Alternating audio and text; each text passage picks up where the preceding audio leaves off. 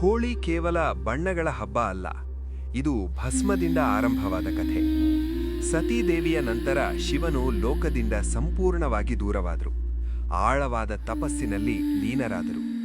ಆದರೆ ತಾರಕಾಸುರನನ್ನು ಸೋಲಿಸಲು ಶಿವನ ಮಗನೇ ಬೇಕಾಗಿತ್ತು. ಒಂದು ಸಮಸ್ಯೆ, ಶಿವನು ಪ್ರೀತಿಯನ್ನು ತ್ಯಜಿಸಿದ್ದರು. ಆದ್ದರಿಂದ ದೇವತೆಗಳು ಕಾಮದೇವನನ್ನು ಕಳುಹಿಸಿದರು. ಕಾಮನಿಗೆ ಅಪಾಯ ಗೊತ್ತಿತ್ತು. ಶಿವನ ಮೂರನೇ ಕಣ್ಣು ತೆರೆದರೆ ನಾನು ಭಸ್ಮ. ಆದರೂ ಧರ್ಮಕ್ಕಾಗಿ ಅವನು ತನ್ನ ಪುಷ್ಪಬಾಣವನ್ನು ಹಾರಿಸಿದ.